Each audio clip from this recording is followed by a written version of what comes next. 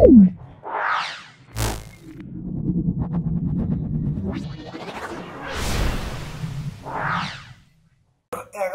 School Krishnanagar collegiate school solve করছি। ভিডিওটা প্রথম থেকে শেষ পর্যন্ত দেখো, অত্যন্ত কার্যকারী ভিডিও। আশা করি আমার এই ভিডিও থেকে তোমরা দারুণভাবে উপকৃত হবে এবং প্রত্যেকটা প্রশ্ন আমি ব্যাখ্যা করছি, তোমরা ভালো করে দেখো। এবং এর আগে যে 10টা আমাদের সেট আপলোড হয়েছে, সেই 10টা সেট তোমরা অত্যন্ত ভালো করে দেখবে। চলে এসো। 0.44 গ্রাম যৌগের এসটিপিতে আয়তন 22.4 ml যৌগটি হলো, দেখে নাও।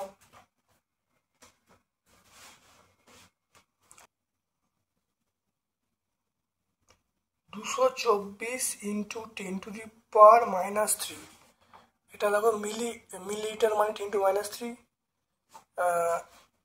লিটার গ্যাসের ভর, এটা হবে 0.44 গ্রাম। দেখতে পাচ্ছ? তাহলে 1 লিটার গ্যাসের ভর আমরা করব 0.44 বাই 224 × 10⁻³ গ্রাম, আর এরপরে আমরা করব 22.4 লিটার। তাহলে দেখে নাও,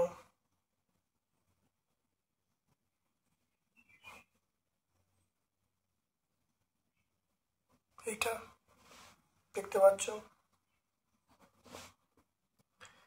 এখানে দেখো 10⁻³ আছে, এখানে করলে দেখো কত আসে দেখে নাও।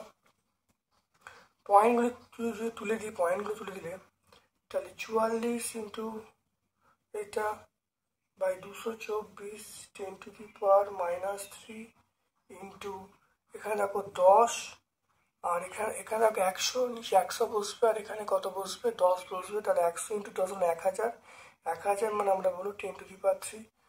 তাহলে দেখো এটা কেটে গেল, তো এটা ক্যান্সেল হয়ে গেল, তাহলে আমি পেয়ে গেলাম 44। তাহলে 44 গ্রাম।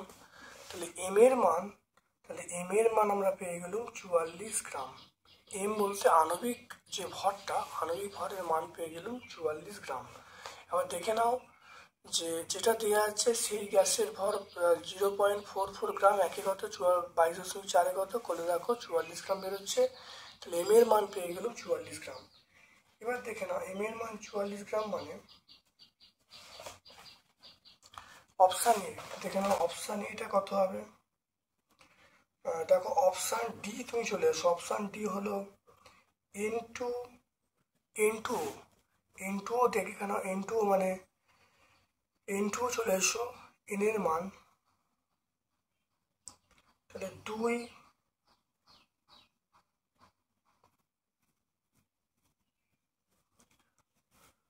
এটা 14 প্লাস এটা 16 করলে কত হবে? 28 প্লাস 16, 28 প্লাস 16 মানে 44 গ্রাম। তাহলে কোন অপশানটা হবে? আমরা চলে আসছি অপশান ডি। বাকিগুলো কিন্তু এম এর মানটা আসছে না, এম এর মানটা অনেক অন্য হচ্ছে, তাই অপশান ডি হলো। তারপর চলে এসো একই উপাদান একই ব্যাসার্ধের নিরেট ফাঁপাগুলোকে একই উষ্ণতা বৃদ্ধিতে, একই উপাদান একই ব্যাসার্ধের ফাঁপা এবং নিরেটগুলোকে একই উষ্ণতা বৃদ্ধিতে নিরেটগুলোকে প্রসারণ বেশি হবে, ফাঁপাগুলোকে প্রসারণ বেশি, উভয়ের প্রসারণ সমান হবে, কোনোটি প্রসারণ হবে না। কি পাবো? উভয়ের প্রসারণ সমান হবে। তাহলে আমরা কি বলবো? উভয়ের প্রসারণ সমান হবে। তড়িৎচালক বলের মাত্রা প্রদত্ত কার মাত্রা একই হবে? তড়িৎ বল, তড়িৎ শক্তি, তড়িৎ ক্ষমতা, তড়িৎ বিভব। তড়িৎচালক বল, তড়িৎ বিভবের মাত্রা এবং একক একই হবে। ফিউজ তার হলো নিম্ন গলনাঙ্ক উচ্চ রোধযুক্ত তার। মৃদু তড়িৎ বিশিষ্ট পদার্থ হলো, সেটা হলো NH4OH। রয়্যাল ওয়াটার বলা হয় aqua Rizia gas. Royal water মানে অ্যাকোয়ারিজিয়াম।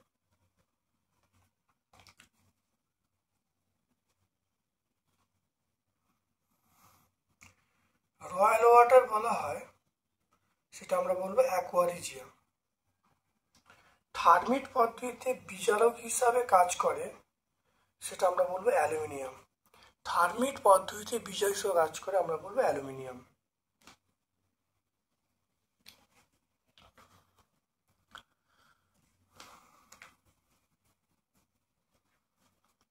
চলে এসো, আমরা চলে আসছি, সেটা হলো গ্রুপ বি এর প্রশ্নে। গ্রুপ বি দেখো, বাষ্প ঘনত্ব উষ্ণতার উপর নির্ভর করে না। তো বাষ্প ঘনত্ব উষ্ণতা ও চাপের উপর নির্ভর করে না, এটা সত্য। তারপরে দেখো তাপীয় রোধের একক, তাপীয় রোধের এসআই একক। তাপীয় রোধের এসআই একক হলো kelvin watt inverse. Kelvin watt inverse. তরলের প্রকৃত প্রসারণ গুণাঙ্ক সমান আপাত প্রসারণ গুণাঙ্ক প্লাস পাত্রের প্রসারণ গুণাঙ্ক।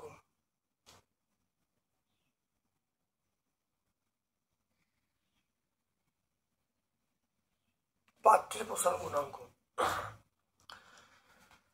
তারপর দেখো তাপ পরিবহনের কোন অবস্থায় শুধুমাত্র তাপের পরিবহন হয়, শোষণ হয় না? তাপ পরিবহনের কোন অবস্থায় শুধু তাপের পরিবহন হয়, তাপের শোষণ হয় না? দেখে নাও, স্থিতাবস্থায়। শীতাবস্থায় দেখো তাপের পরিবহন ঘটে, কিন্তু তাপের কোনো শোষণ ঘটবে না, তাহলে আমরা বলবো স্থিতাবস্থা।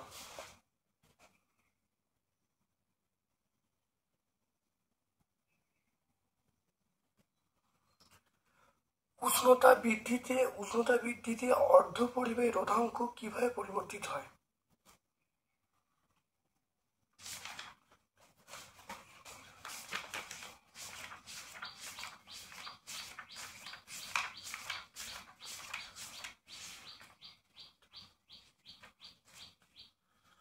উষ্ণতা বৃদ্ধিতে দেখো অর্ধপরিবাহী রোধাঙ্ক দেখতে পাচ্ছি, এটা আমরা পেয়ে যাব 67 পেজে, ছবিটা আঁকবে।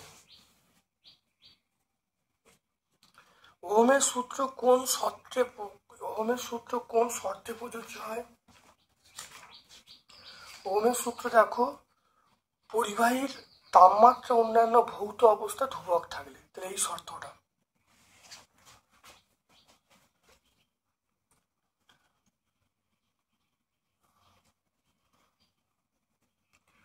কোনো পরিবাহীর তড়িৎ প্রবাহমাত্রা অর্ধেক করলে উৎপন্ন তাপ কত হবে?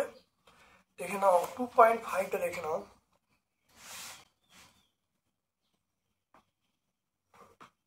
এইচ প্রপোর্শনাল আমরা আই স্কোয়ার বলবো। তাহলে কোনো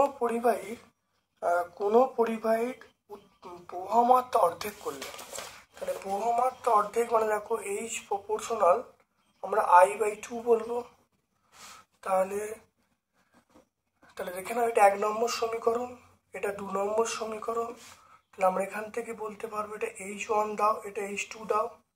তাহলে আমরা H2/H1 যদি করি, তাহলে দেখো I/2 তার whole square by I square, তাহলে I²/4/I², এটা 1/4।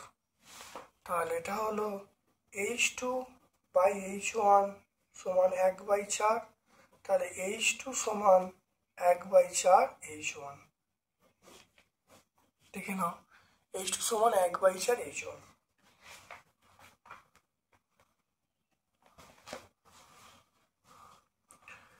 তারপরে দেখে নাও, তাহলে কত হবে? 1/4 গুণ হবে। তারপর দেখো তামার উপর সোনার প্রলেপ দিতে হলে তড়িৎ বিশ্লেষণ।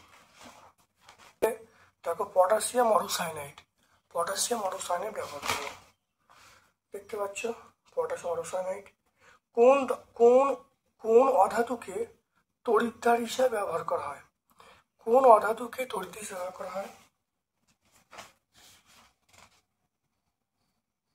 জিনিস আমরা ব্যবহার করব সেটা হলো গ্রাফাইট ব্যবহার করবো। তাহলে যদি ধাতব বলি তাহলে প্ল্যাটিনাম, নিকেল, আয়রন, আর অধাতব বললে সেটা হলো গ্রাফাইট হবে। তাহলে আলোচ্য প্রশ্নের উত্তর আমরা বলবো গ্রাফাইট।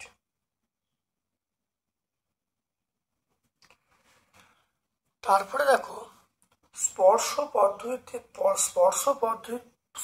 পদ্ধতিতে SO2 থেকে SO3 রূপান্তর করার জন্য কোন অনুঘটক ব্যবহার করা হয়?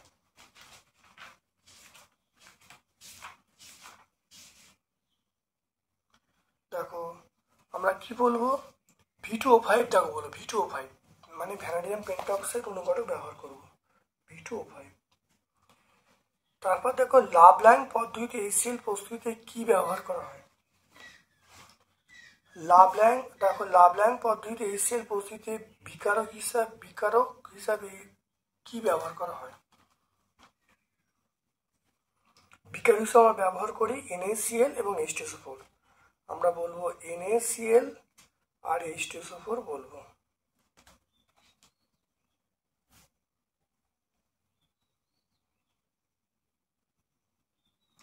H2SO4টা গাঢ় H2SO4, এটা আমরা বলবো গাঢ়।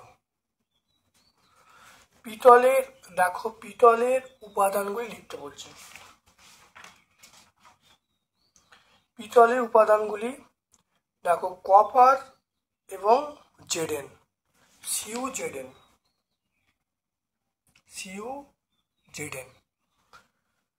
গ্রুপ সি এর প্রশ্নে চলে এসো, দেখে নাও গ্রুপ সি এর প্রশ্নে। দেখো 3.1 240 ভোল্ট 60 ওয়াট বাল্বকে 110 ভোল্ট লাইনের সঙ্গে যুক্ত করলে ব্যয়িত ক্ষমতা কত হবে? দেখে নাও,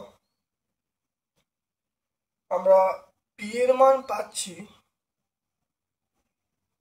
60 ওয়াট, ভি এর মান পাচ্ছি 240 ভোল্ট। তাহলে আর সমান আমরা পাবো V square by P. V square মানে 240 তার স্কোয়ার বাই পি, পি মানে 60। তাহলে 240 ইন্টু 240 বাই 60,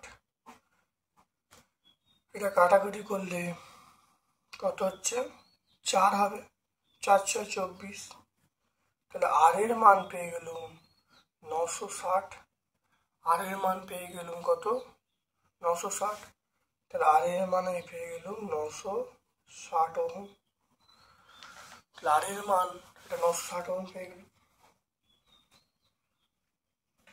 এবারে আমরা জানি পি সমান আমরা পাবো V square by R. V এর মান দেখো এখন বলা আছে 110 আর আর এর মান 960। তাহলে এটা করলে দেখো কত আসবে? 110 ইন্টু 110 বাই 960।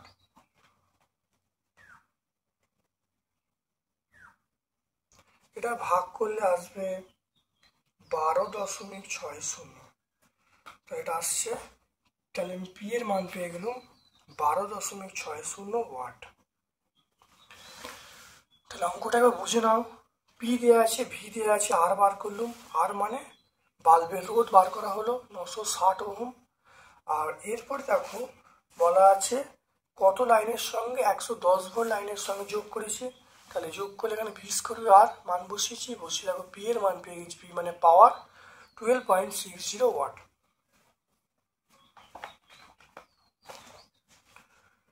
তারপরে চলে এসো আর্থিং করার প্রয়োজনীয়তা কি। আর্থিং করার প্রয়োজনীয়তার সুফল 1 নম্বর হলো যে আর্থিং ব্যবস্থা থাকলে লাইট তারটি বৈদ্যুতিক যন্ত্র ধাতব গায়ের সংস্পর্শে আসে, ফলে তড়িৎ আর্থিং তারের মধ্য দিয়ে যাবে এবং ধাতব গাত্র পৃথিবীর সংস্পর্শে থাকে, ফলে ব্যক্তি স্পর্শ করলেও শক লাগবে না, নাম্বার 1। নাম্বার 2 হলো যদি কোনো কারণে শর্ট সার্কিট হয় তাহলে বেশিরভাগই আর্থিং তারের মাধ্যমে ভূপৃষ্ঠে চলে যাবে। নাম্বার 3 হলো একই সঙ্গে বেশিরভাগ তড়িৎ ফিউজের মধ্য দিয়ে যাবে, ফলে ফিউজটি গলে যাবে এবং মেল লাইন থেকে সংযোগ বিচ্ছিন্ন করে দেবে। এগুলো আর্থিংয়ের সুবিধা। এরপর চলে এসো, দেখো আর্থিং তারের রং কেমন হবে। আর্থিং তারের রং আমরা বলবো সবুজ বা হলুদ। তাহলে আমরা বলবো সবুজ বা হলুদ, সবুজ বা হলুদ। তারপর দেখো নাইট্রোলিন কি এর ব্যবহার।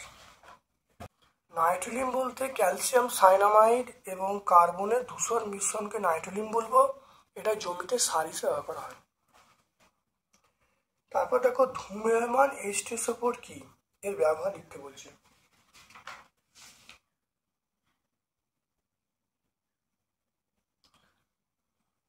দেখে না, ধূম্রয়মান H2SO4 মানে একে দেখো পাইরোসালফিক অ্যাসিড, অর্থাৎ দেখে নাও ধূম্রয়মান H2SO4 অর্থাৎ SO3 কে ঠান্ডা করে কোষভর্তিপূর্ণ স্তম্ভে 98% গাঢ় H2SO4 দ্বারা শোষণ করলে অলিয়াম উৎপন্ন হয়। কি বলা হয় ধূম্রয়মান H2SO4, এটা ব্যবহার করে সালফিক অ্যাসিড তৈরি করার জন্য। দেখে নাও ভালো করে। তারপর দেখো খনিজ আকরিকের তিনটে পার্থক্য লিখতে বলছি। দেখে নাও খনিজ আকরিকের পার্থক্য, দেখে নাও একটা সংজ্ঞা দিয়ে আসবে।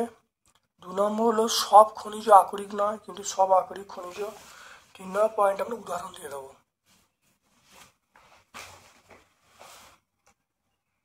তারপর দেখো অথবা প্রশ্ন, কার্বন বিজারণ পদ্ধতিতে আয়রন নিষ্কাশন কিভাবে করা যায় বিক্রিয়া দিতে বলছে। দেখে নাও আমরা এটা বলবো, দেখো দেখো আকরিক হিমাটাইটকে কার্বন ও কার্বন মনোক্সাইড দ্বারা মারুত চুল্লিতে বিজারিত করলে আয়রন উৎপন্ন করা হয়। দেখে নাও দুটো ধাপ আমরা দেখে নেবো, আমরা এই দুটো বিক্রিয়া আমরা বলে দেবো।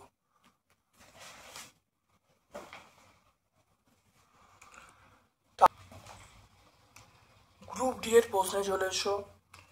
লোহার সঙ্গে H2SO4 বিক্রিয়ায়, লোহার সঙ্গে H2SO4 এর বিক্রিয়ায় হাইড্রোজেন উৎপন্ন হয়, আবার লোহার সঙ্গে স্টিমের বিক্রিয়া হাইড্রোজেন উৎপন্ন হয়। 8 গ্রাম হাইড্রোজেন উৎপন্ন করতে কোন ক্ষেত্রে কতটা কম লোহা লাগবে। Fe প্লাস H2SO4, এখানে আমরা বলবো FeSO4 প্লাস H2। 56 গ্রাম হাইড্রোজেন মানে 1 × 2 মানে 2 গ্রাম।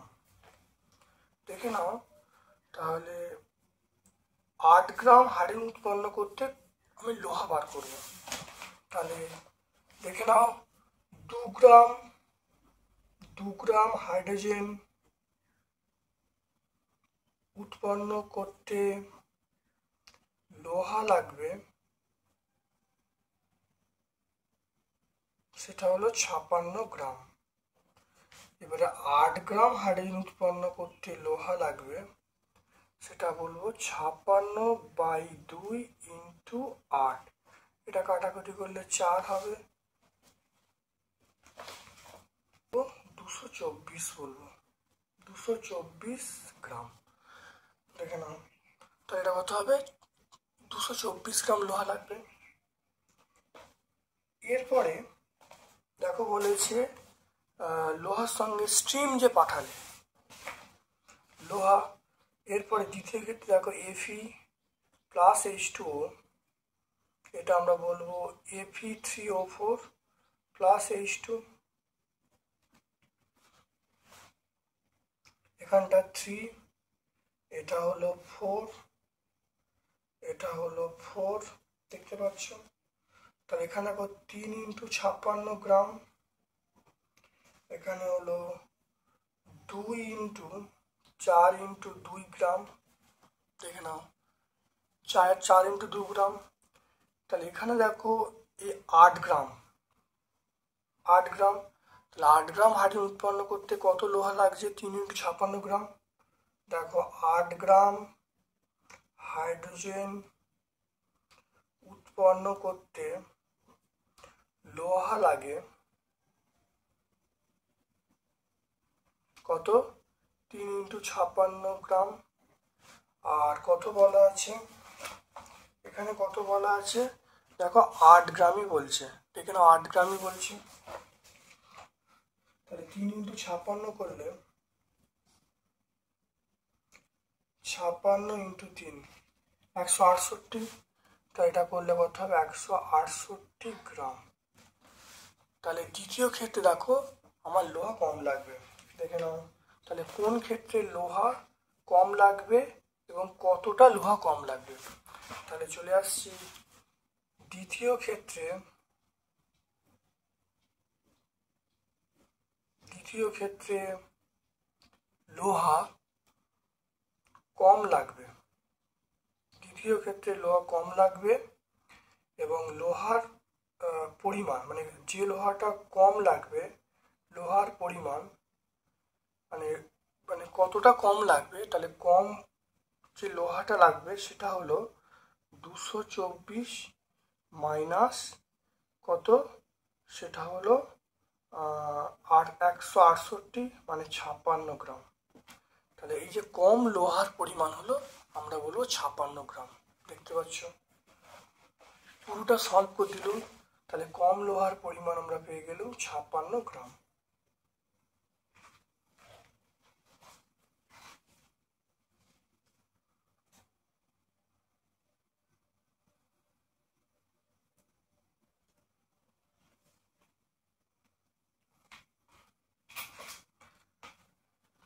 তারপরে দেখো 4 গ্রাম NaOH অতিরিক্ত NH4, 4 গ্রাম NaOH অতিরিক্ত NH4Cl এর সঙ্গে বিক্রিয়া ঘটিয়ে যে অ্যামোনিয়া উৎপন্ন হবে এনটিপিতে তার আয়তন কত।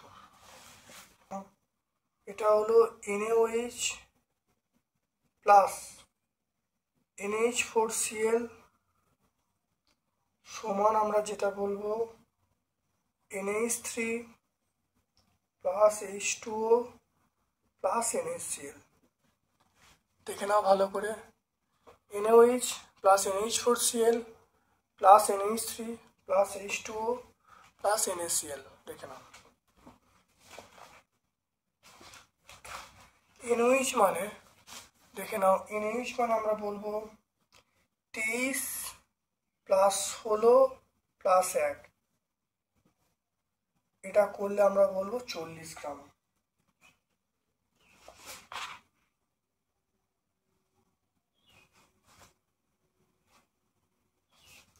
অ্যামোনিয়া এটা মানে আমরা বলবো 14 প্লাস 3 গ্রাম মানে 17 গ্রাম।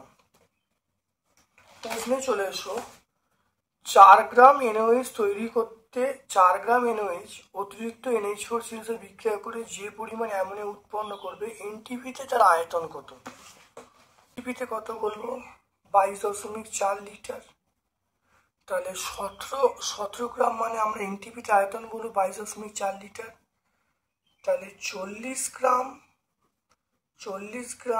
NaOH থেকে, এটা এনটিপিতে করব, এনটিপিতে 40 গ্রাম NaOH থেকে NH3 উৎপন্ন হয়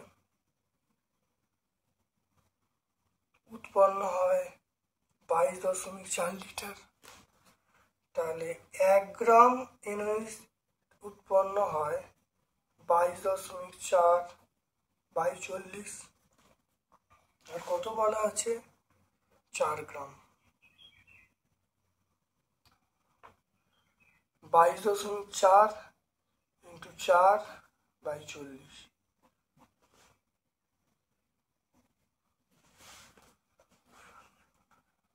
তাহলে এটা দেখো 2.24 লিটার।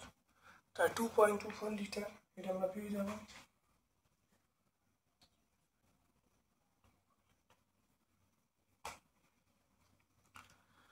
তাহলে দেখে নাও, তাহলে 44 গ্রাম NaOH থেকে অ্যামোনিয়া উৎপন্ন হবে বা 22.4 লিটার, একে কত 4 কত করলেই দেখো এখানে পেয়ে যাব, দেখো 22.4 বাই 10 মানে 2.24 লিটার।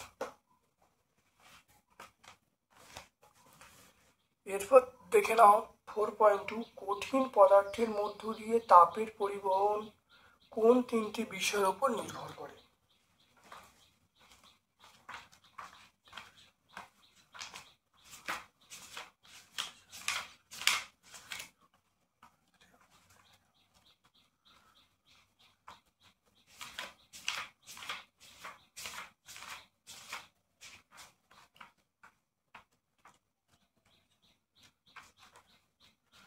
কঠিন পদার্থের মধ্যে তাপের পরিবহন নির্ভর করে, দেখে নাও, তিনটি বিষয়ের উপরে। 1 নম্বর হলো খুব ভালো করে দেখে নাও, ক্ষেত্রফলের উপরে, তাপমাত্রার পার্থক্যের উপরে এবং বেগের ওপরে, সময়ের উপরে, এগুলো নির্ভর করছে। ভালো করে দেখে নাও, এটা লিখে দিলেই হয়ে যাবে। তারপরে চলে এসো, বরফকে কাঠের গুঁড়ো দিয়ে ঢেকে রাখলে গলে যায় না কেন?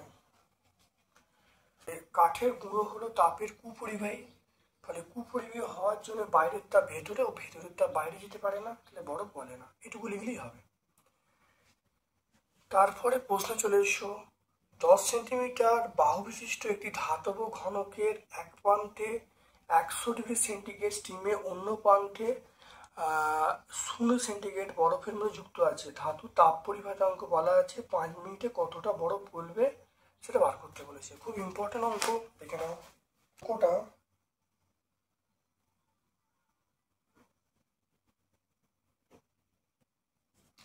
এর মান 10 স্কোয়ার মানে 100, এটা আমরা বলবো 100 সেমি স্কোয়ার।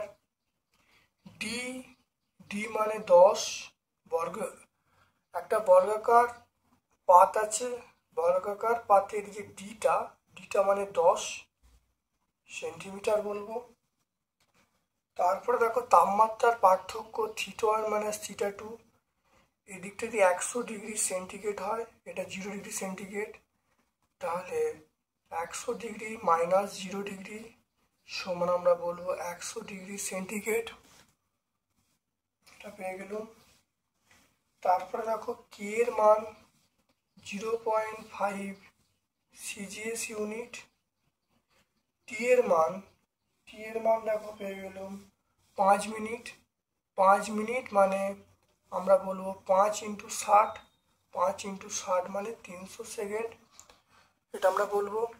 তাহলে কিউ সমান আমরা বলবো K A θ1 minus θ2 into T by D, এটা আমরা বলবো। কিউ সমান আমরা বলবো K A 0.5 into 100 into 100 into 300 by D. D মানে আমরা কত বলবো? ডি মানে 10 বলবো। এটা করলে দেখো কিউ এর মান আসছে কত, তাহলে এটা করলে যে মানটা আসছে দেখে নাও।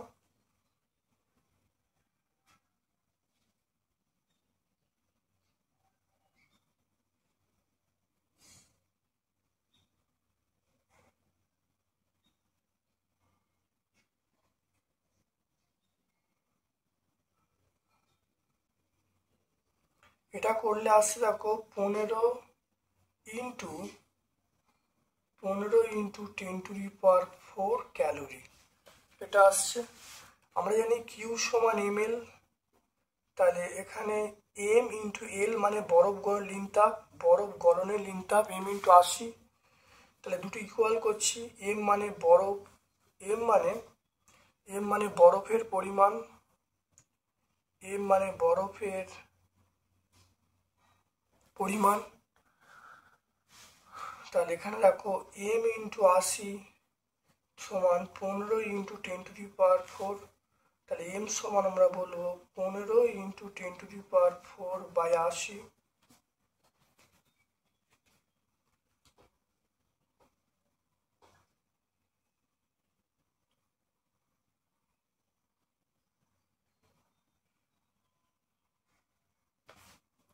এটাও করলে যেটা আসছে 1.875 ইন্টু 10⁻³ গ্রাম। তাহলে এখানে চলে এসো, দেখো বলা আছে কতটা বরফ গলবে, তাহলে আমরা বলবো অতএব বরফ গলবে 1.875 10⁻³ গ্রাম বা 1.875, এটা কেজি আমরা বলবো। খুব ভালো করে বুঝে নাও, অঙ্কটা খুব ইম্পর্টেন্ট অঙ্ক, প্রত্যেকটা স্টেপ আমি করে করে দেখিয়েছি, খুব ভালো করে দেখে নাও। এরপর চলে এসো তড়িৎচুম্বকীয় আবেশ সংক্রান্ত লেঞ্জের সূত্র লিখতে বলছে এবং লেঞ্জের সূত্র কিসের সংরক্ষণ সূত্র মেনে চলে?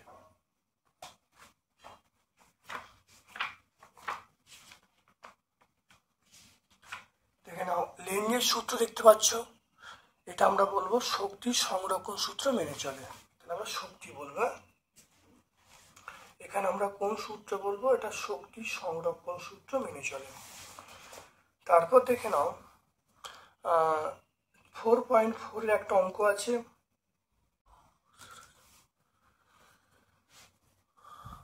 3 ওহম 6 ওহম রোধের মধ্য দিয়ে প্রবাহ মাত্রা নির্ণয় করতে বলেছে।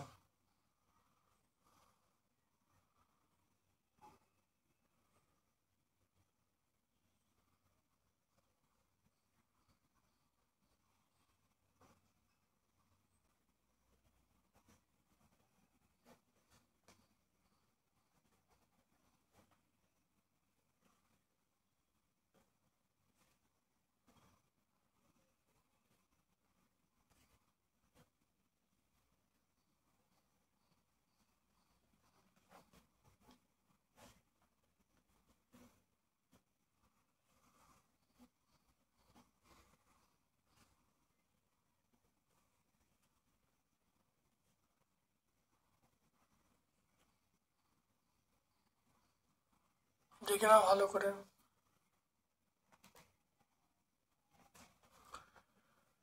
এদিকে কারেন্ট আসছে, এই কারেন্ট আসছে।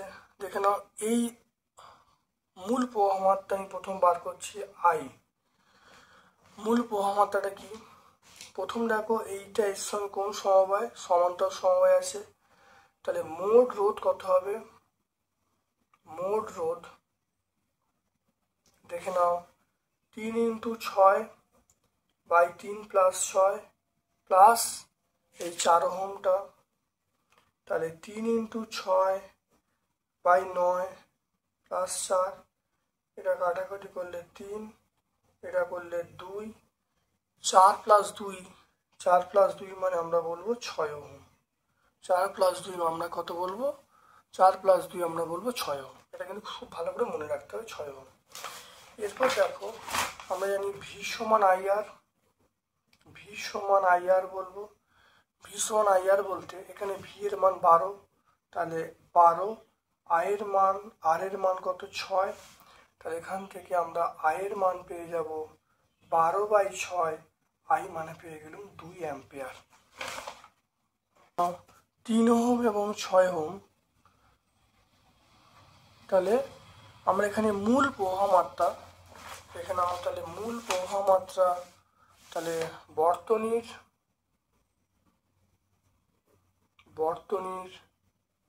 মূল প্রবাহ সেটা কত?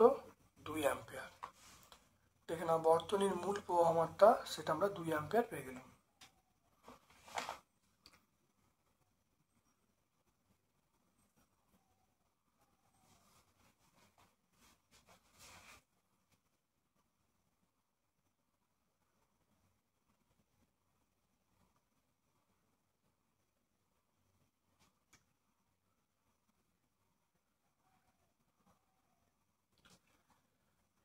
দেখে নাও, এটা হলো বর্তনীর মূল প্রবাহ মাত্রা।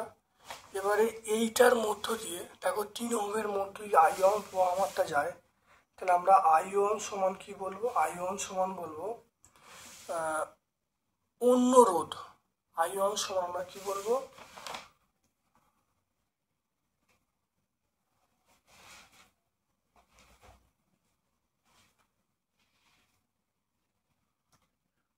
আই ওহম সমান আমরা বলবো সেটা হলো 6/3 +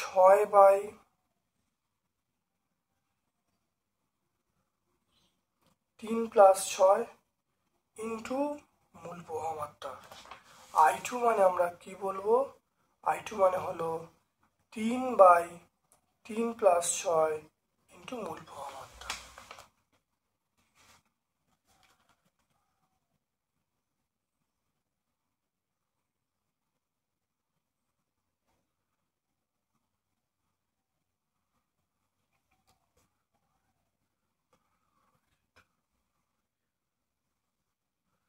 এটা করলে যেটা আসবে সেটা 1.34, আর I2টা করলে কত আসবে,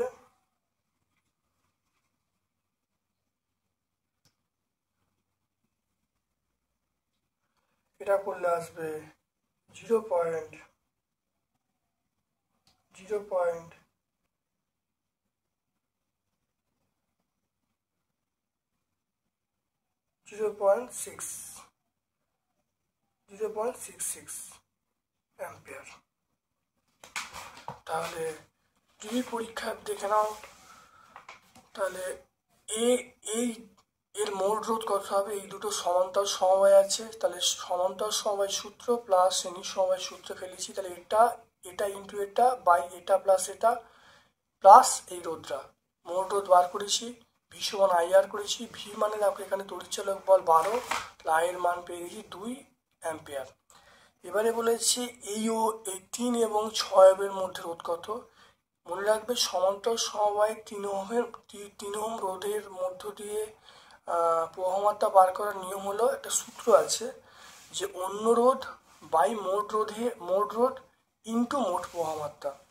অন্য রোধ মানে 6টা, তাহলে 6 বাই দুটো রোধের যোগফল ইন্টু 2, এটা হলো প্রথম রোধ অর্থাৎ 3 ওহম রোধের মধ্য দিয়ে, আর 6 ওহম রোধের মধ্য দিয়ে তাহলে কত হবে 3/3 + 6 × 2, তাহলে করলে দেখো পাচ্ছি, তাহলে 3 ওহম রোধের মধ্য দিয়ে যাচ্ছে 1.34 অ্যাম্পিয়ার, আর আমরা বলবো 6 ওহম রোধের মধ্য দিয়ে যাচ্ছে 0.66 অ্যাম্পিয়ার। চলে এসো তড়িৎ পরিবাহীর ওপর চুম্বকের ক্রিয়া সংক্রান্ত ফ্লেমিংয়ের সূত্র লিখতে বলছি। বাম হাতের বৃদ্ধাঙ্গুষ্ঠ তর্জনী মধ্যমাকে পরস্পরের সমকোণে রেখে তর্জনী চৌম্বক ক্ষেত্রের অভিমুখ মধ্যমা তড়িৎ প্রবাহ নির্দেশ করলে বৃদ্ধাঙ্গুষ্ঠ পরিবাহীর গতির অভিমুখ নির্দেশ করবে। বাল্যচক্র এসিতে চালনা করলে কি ঘটবে, বাল্যচক্র এসিতে চালনা করা সম্ভব নয়, তাহলে চক্রের ঘূর্ণন ঘটবেই না। দেখো বাল্যচক্র পরিবর্তী প্রবাহে কাজ করে না কেন বা এসিতে কাজ করে না কেন, সুন্দর করে ব্যাখ্যা আছে, ব্যাখ্যাটা পড়ে নেবে। তারপর দেখে নাও তড়িৎ বিশ্লেষণের সাহায্যে কিভাবে অ্যালুমিনিয়াম ধাতু নিষ্কাশন করা যায় বর্ণনা করতে বলছে। অ্যালুমিনিয়াম ধাতু নিষ্কাশন এটা পুরোটা আমরা লিখে দেবো, এইখান থেকে শুরু করব, আমরা এই পর্যন্ত লিখব, তাহলে এই পুরো এখান থেকে অ্যালুমিনিয়াম নিষ্কাশনটা আমরা পুরোটা লিখে দেবো। তারপর দেখো হেবার পদ্ধতিতে অ্যামোনিয়া প্রস্তুতির শর্ত সহ সমীকরণ লিখতে বলছি। হেবার পদ্ধতি, দেখো হেবার পদ্ধতি এটা আমরা পরিষ্কার ব্যাখ্যা করে দেবো, হেবার পদ্ধতি। তারপর দেখো লাইকার অ্যামোনিয়ার পরিমাণ কত, দেখো লাইকার অ্যামোনিয়াতে অ্যামোনিয়ার পরিমাণ 35%, তাহলে আমরা বলবো 35%। তাহলে আমরা 11তম স্কুলটা সম্পূর্ণ সলভ করলাম। ভিডিওটা প্রথম থেকে শেষ পর্যন্ত দেখো, তোমাদের সকল বন্ধুবান্ধবের মধ্যে আমার ইউটিউব চ্যানেলটা শেয়ার করে দিও। আমার পক্ষ থেকে সকলকে ধন্যবাদ এবং শুভ কামনা জানাচ্ছি।